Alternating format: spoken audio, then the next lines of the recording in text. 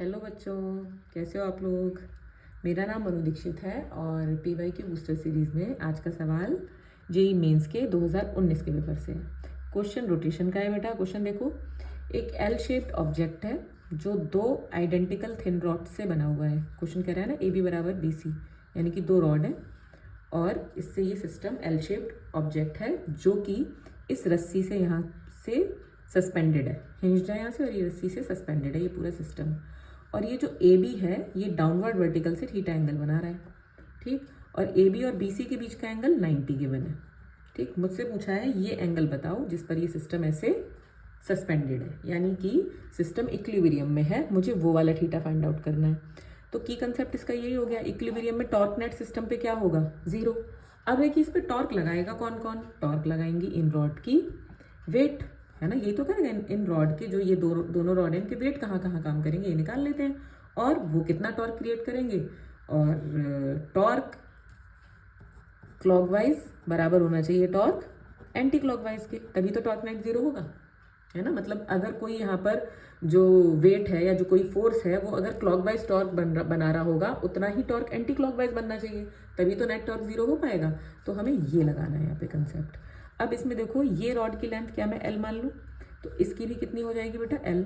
अच्छा, तो अब इस रॉड, क्योंकि यूनिफॉर्म रॉड है तो इसका सेंटर ऑफ मास बिल्कुल बीच में होगा, यानी कि L/2 पर, तो इसका वेट काम करेगा बेटा नीचे सीधा। अच्छा, अगर ये पूरा सिस्टम रोटेट कर सकता है तो मुझे दिख रहा है कि इस पॉइंट के ये हिंज्ड पॉइंट है, इसके अबाउट मैं रोटेशन निकालूं, टॉर्क निकालूं, तो इसके अबाउट अगर ये सिस्टम रोटेट करता तो mg जो हमारा वेट है इस वाली रॉड का वो किधर टॉर्क क्रिएट करता। देखो आप सोचो, ये वाला जो रॉड का वेट है वो ऐसे टॉर्क क्रिएट करता इस वर्टिकल लाइन के अबाउट या इस हिंज पॉइंट के अबाउट ऐसे, ठीक है। तो ये हो जाएगा बेटा टॉर्क एंटी क्लॉकवाइज।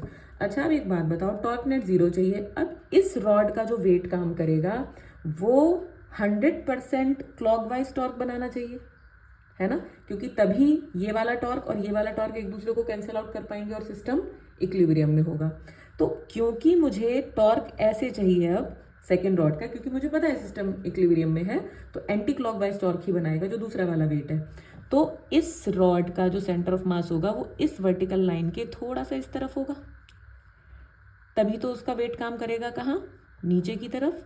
और ऐसे ये वाला जो वेट है वो इस लाइन के अबाउट ऐसे टॉर्क बनाएगा। अगर मैं इधर ले लेती इसका सेंटर ऑफ मास थोड़ा सा इधर ले लेती, देखो होगा तो कहीं बीच में, लेकिन एग्जैक्ट मुझे नहीं पता ना, ये वर्टिकल लाइन इसको बीच में ही काट रही होगी, तो मुझे डिसाइड करना है कि मुझे इसका सेंटर ऑफ मास इस साइड पड़ेगा या थोड़ा सा इस साइड पड़ेगा, होगा L/2 पर ही, ठीक है। लेकिन डिसाइड मुझे करना है यहाँ पर वही, इसीलिए वो एंगल थीटा पूछ रहे हैं, है ना, उसी बात पर तो डिपेंड करेगा एंगल थीटा। देखो अगर मैं mg इधर ले लेती, इसका वेट, इसका जो सेंटर ऑफ मास है वो इधर लेती थोड़ा सा, तो क्या mg इधर काम करता और वो इस रॉड का वेट भी इधर ही टॉर्क बना देता, तो टॉर्क नेट जीरो नहीं होता और ये पूरा सिस्टम इस तरफ रोटेट कर जाता। लेकिन मुझे रोटेशन यहाँ पर नहीं चाहिए, मुझे चाहिए यहाँ पे रोटेशनल इक्विलिब्रियम।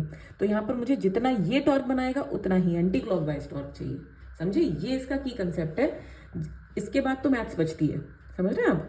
तो इसीलिए ये यहाँ पर काम करेगा हमारा mg इस तरफ थोड़ा सा, और होगा बेटा L/2 पर ही, और ये इधर टॉर्क बनाएगा। अब मुझे निकालना है क्लॉकवाइज टॉर्क और एंटी क्लॉकवाइज टॉर्क। तो बेटा ये वाले mg का टॉर्क देखते हैं इस लाइन के अबाउट, तो क्या फॉर्मूला होगा, यहाँ पर लिख रही हूँ मैं इसके बाद, ठीक है। Torque clockwise is equal to torque anti clockwise. अब देखो यहाँ पर कितना फोर्स है नीचे की तरफ, mg, force into perpendicular distance होता है ना टॉर्क का formula, multiplied by perpendicular distance. देखो इस लाइन के अबाउट टॉर्क निकाल रहे हैं तो ये वाली परपेंडिकुलर डिस्टेंस लगाएंगे, है ना। तो कितना लगेगा बेटा, परपेंडिकुलर डिस्टेंस निकाल सकते हैं हम यहाँ पर मैथ से, ये L/2 है। अब ये वाले ये निकालना है मुझे, तो देखो कैसे निकालेंगे यहाँ पर। तो यहाँ पर देखो क्या मैं यहाँ पर निकाल सकती हूँ, इसको मान सकती हूँ R1, तो चलो थोड़ी देर के लिए यहाँ पे लिख देते हैं R1, और R1 की वैल्यू यहाँ पर निकाल देते हैं। किससे निकालें, किससे, यहाँ निकाल लेते हैं, यहाँ साइड में, ठीक है। तो कैसे निकालेंगे यहाँ पर, R1 इज इक्वल टू, देखो कितना आ जाएगा यहाँ पर, आ जाएगा अगर मैं साइन थीटा ले लूँ तो R1 is equal to L/2 sine theta. देखो sine theta is equal to R1/L/2, तो R1 is equal to L/2 sine theta, है ना। इसको यहाँ पर रख लो, अभी बाद में पुट करेंगे, इज इक्वल टू ये वाला टॉर्क, ये वाला mg कितना टॉर्क बनाएगा, तो mg और इनटू ये वाली परपेंडिकुलर डिस्टेंस इस वाली लाइन से क्या ये होगी बेटा, ये वाली, ये देख पा रहे हैं। मैं थोड़ा जूम करती हूँ, ये देखो ये है ना, ऐसे जो टॉर्क बनाएगा फोर्स और इस लाइन के अबाउट परपेंडिकुलर डिस्टेंस, इसको R2 मान लो, तो mg इंटू R2। अब मुझे R2 निकालना है, तो बेटा R2 देखो यहाँ से तो कहीं से निकल नहीं रहा, तो मैं क्या करूँ, इस लाइन को थोड़ा ऐसे बढ़ा दूँ ऊपर, और ये जो B वाली लाइन है इसको थोड़ा ये कर दूँ, और इस पॉइंट को नाम दे देती हूँ मैं बॉल पेन यूज़ कर लेती हूँ, इस पॉइंट को नाम दे देती हूँ बेटा मैं D, ठीक है, और इस पॉइंट को नाम दे देती हूँ मैं N। अब क्या ये R2 डिस्टेंस यही वाला है, यानी कि मुझे ND निकालना है। अगर मैं ND निकाल दूंगी तो वो R2 के बराबर होगा, बिल्कुल। तो इस ND को निकालने के लिए सबसे पहले क्या मैं BN निकाल सकती हूँ इस ट्रायंगल से, देखो ऊपर वाले ट्रायंगल से ये BN निकाल सकते हैं, बिल्कुल निकाल सकते हैं। तो देखो BN कैसे निकलेगा, यहाँ पर इस वाले ट्रायंगल में ज़रा साइन थीटा ले लो, साइन थीटा ले लो, ये ऊपर वाले ट्रायंगल में sine theta is equal to कितना हो जाएगा बेटा, यहाँ पर BN अपॉन, देखो BN अपॉन ये पूरी लेंथ L है, ये हो जाएगी L, तो BN is equal to L sine theta, ठीक है। देखो BN आ गया। अब यहाँ से क्या मैं अगला डिस्टेंस ND चाहिए ना, तो क्या मैं BD निकाल लूँ, ये BD कौन से वाले ट्रायंगल से आएगा, देखो ये वाला ट्रायंगल, पेन देखो मेरा BD, ये वाला ट्रायंगल। अच्छा ये देखो ये जो दिख रहा है ये थीटा है, ये 90 है, तो ये कितना होगा बेटा, ये वाला एंगल 90 माइनस थीटा, ठीक है। तो ये बचा हुआ कितना हो जाएगा, ये वाला एंगल, ये वाला एंगल हो जाएगा थीटा, क्योंकि ये पूरा 90 है। फिर से ये ट्रायंगल देखो, इसमें ये थीटा, ये 90, तो ये बचा हुआ ट्रायंगल का 90 माइनस थीटा। अच्छा ये पूरा 90, ठीक है, तो ये 90 माइनस थीटा, तो बचा हुआ कितना थीटा। अब ये वाले ट्रायंगल में आपको आ गया ये थीटा एंगल। अब इस वाले ट्रायंगल से आप BD निकाल लीजिए, तो BD कितना हो जाएगा बेटा, यहाँ से कॉस थीटा ले लो, इस नीचे वाले ट्रायंगल में cos theta is equal to हो जाएगा बेटा BD है ना, और अपॉन यहाँ तक ये दिख रहा है ना। अब ये मैंने सेंटर ऑफ मास माना था इस रॉड का, तो ये डिस्टेंस L/2 होगी, ठीक है। तो BD upon L/2 cos theta हो जाएगा ये। तो यहाँ से बेटा BD कितना आ जाएगा, यहाँ से BD आ जाएगा L/2 कॉस थीटा। लो भाई, अब बस मुझे ND चाहिए, ये ND, तो BD माइनस BN, ठीक है। तो ND जो कि R2 के बराबर है वो कैसे निकल रहा है, BD माइनस BN।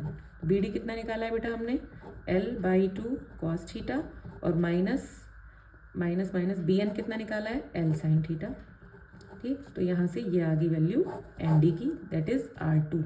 बस R1 भी है हमारे पास और यहाँ R2 भी है हमारे पास, यहाँ वैल्यू पुट करेंगे और आंसर आना चाहिए, ठीक है। तो देखो mg इंटू R1 की वैल्यू है L/2 sine theta is equal to mg, और R2 की वैल्यू है L/2 cos theta minus L sine theta.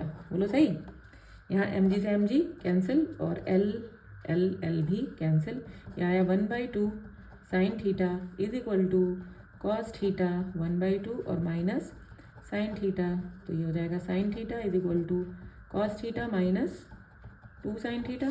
इधर ले आओ, ये हो जाएगा 3 sine theta is equal to cos theta, theta चाहिए था बेटा मुझे, तो 3 sine theta upon cos theta is equal to 1, तो 3 tan theta is equal to 1, तो tan theta is equal to 1/3, तो theta is equal to tan inverse 1/3। अच्छा सवाल रोटेशन का मेंस के लिए, ठीक है। तो रोटेशन अच्छे से करिए, रोटेशनल इक्विलिब्रियम के सवाल लगाइए, बेसिक से एडवांस तक के लगाइए, ठीक है। और यही समय है, पढ़ाई करते रहिए। All the very best.